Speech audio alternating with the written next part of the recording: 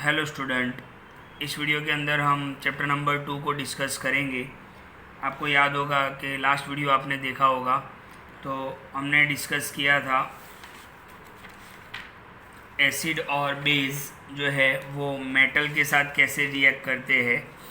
तो एक बार वापस याद कर लेते हैं कि कोई भी एसिड जब मेटल के साथ रिएक्ट करेगा तो आपको सॉल्ट प्लस हाइड्रोजन गैस, इसको डाईहाइड्रोजन भी बोलते हैं, H2 यानी डाईहाइड्रोजन। ओके, तो एसिड जब मेटल के साथ रिएक्ट करता है तो आपको सॉल्ट और हाइड्रोजन गैस देता है। इसी तरीके से कोई भी बेस अगर मेटल के साथ रिएक्ट करेगा तो भी आपको सॉल्ट प्लस हाइड्रोजन गैस ही मिलेगा।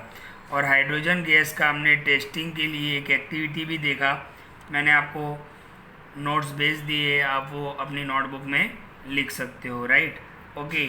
हमने देखा कि दोनों केस के अंदर हाइड्रोजन गैस जो होता है वो इवॉल्व होता है यानी प्रोड्यूस होता है। Right, okay.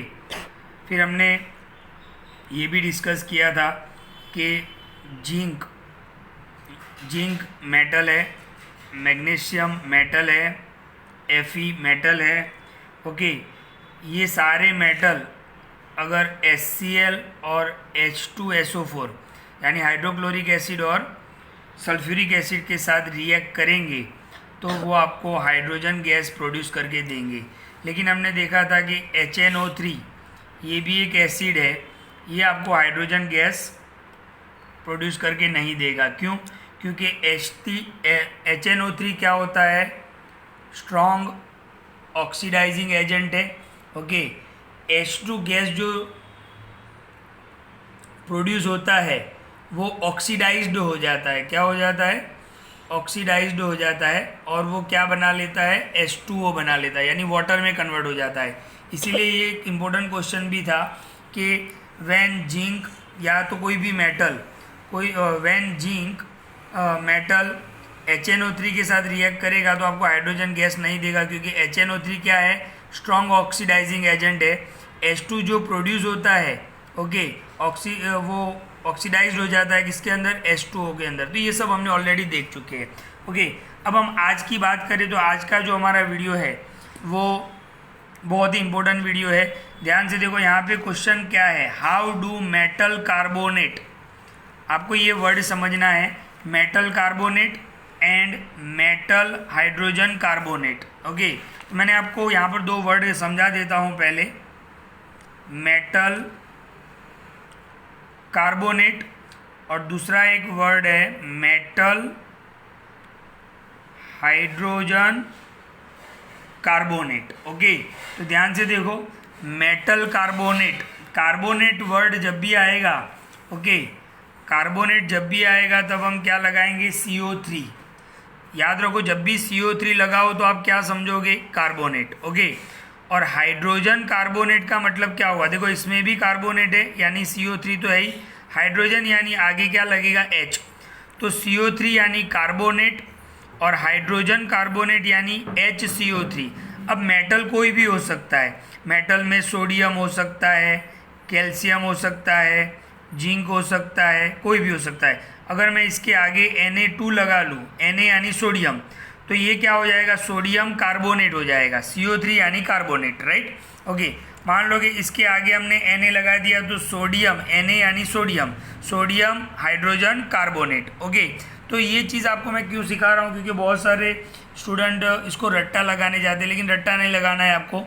तो कार्बोनेट यानी CO3, हाइड्रोजन कार्बोनेट यानी HCO3। राइट, तो ये चीज़ अगर आप समझ जाओगे तो थोड़ा क्लियर हो जाएगा। तो ध्यान से देखिए, क्वेश्चन पे आते हैं कि how do metal carbonate and metal hydrogen carbonate react with acid. सिर्फ हम एसिड की बात करेंगे क्योंकि बेस जो होते हैं वो मेटल कार्बोनेट और मेटल हाइड्रोजन कार्बोनेट के साथ रिएक्शन नहीं देते हैं।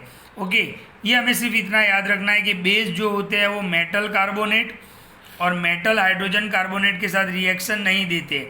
इसका रीज़न हमें नहीं देना है क्योंकि आपको ये आगे 11th-12th में पढ़ना है। ओके, तो ध्यान से देखो, सबसे पहले हम क्या देखेंगे? एसिड का रिएक्शन किसके साथ? मेटल कार्बोनेट के साथ। तो यहाँ पर हमने लिख दिया कि एसिड प्लस मेटल कार्बोनेट, जब एसिड मेटल कार्बोनेट के साथ रिएक्ट करेगा तो आपको क्या देगा, salt plus CO2 plus H2O, यानी कोई सॉल्ट मिलेगा आपको, कार्बन डाइऑक्साइड गैस प्रोड्यूस होगा और H2O यानी वाटर। ओके, अब इसको हम एग्जाम्पल के फॉर्म में देखते हैं। तो एसिड हमने कौन सा लिया, HCl। Okay, metal carbonate, carbonate यानी CO3 और मेटल हमने सोडियम लिया, तो Na2CO3 का नाम क्या होगा, सोडियम कार्बोनेट। यानी कोई भी एसिड कोई भी मेटल कार्बोनेट के साथ रिएक्ट करेगा तो आपको देखो NaCl, NaCl क्या है, सॉल्ट है, कार्बन डाइऑक्साइड प्रोड्यूस होगा और H2O प्रोड्यूस होगा। तो बैलेंसिंग तो आपको पता है, बैलेंसिंग आप देख सकते हो, राइट। बैलेंसिंग में आपको क्या करना है, हाइड्रोजन और ऑक्सीजन लास्ट में लेना है आपको। उससे पहले आप देखो 2Na तो Na2, 2Cl तो ये भी 2Cl। ओके, इस तरीके से बैलेंस चेक कर सकते हो। यहाँ पर मैं आपको बैलेंसिंग नहीं समझाऊंगा, वो आपको तैयार कर लेना है।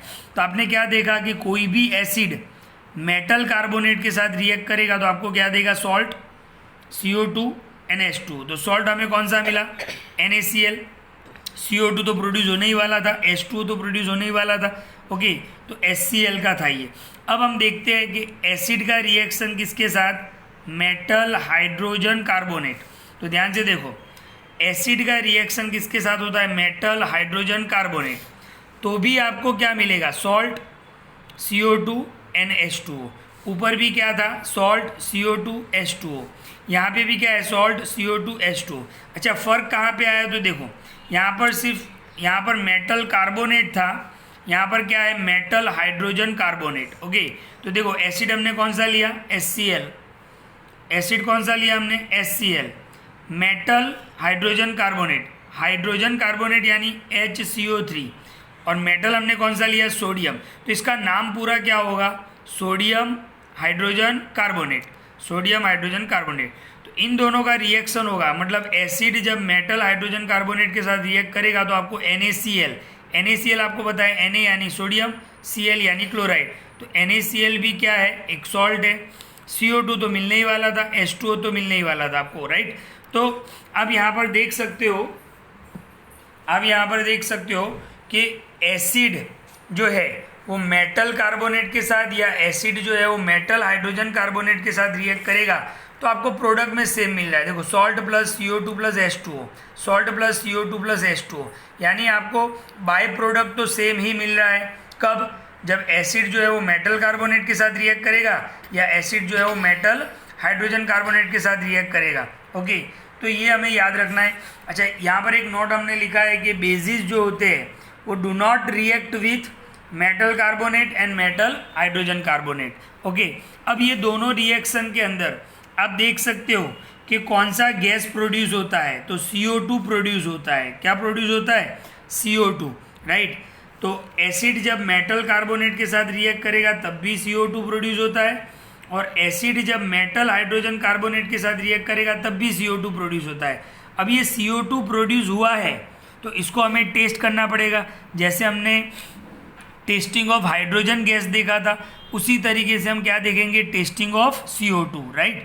तो इस वीडियो को ध्यान से देखिए आप। इस वीडियो में हमने क्या देखा कि हाउ डू मेटल कार्बोनेट, अच्छे से समझ में आ गया होगा आपको। कार्बोनेट यानी CO3, आगे मेटल कोई भी लगा सकते हो आप, जैसे CaCO3, तो Ca यानी कैल्शियम जो मेटल है, और कार्बोनेट यानी CO3, तो CaCO3 इस तरीके से बन जाएगा नाम।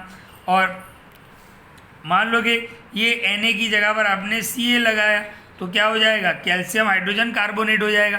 तो ये चीज़ बहुत इंपॉर्टेंट होती है कि केमिस्ट्री में आपको ये समझ में आना चाहिए, राइट। तो इस वीडियो को ध्यान से देखें। नेक्स्ट वीडियो के अंदर हम देखेंगे टेस्टिंग ऑफ CO2 कि किस तरीके से ये जो CO2 प्रोड्यूस होता है। ओके, तो वो हमें कैसे पता चलेगा कि ये CO2 है, तो उसके लिए आपको नेक्स्ट वीडियो देखना पड़ेगा। Thank you.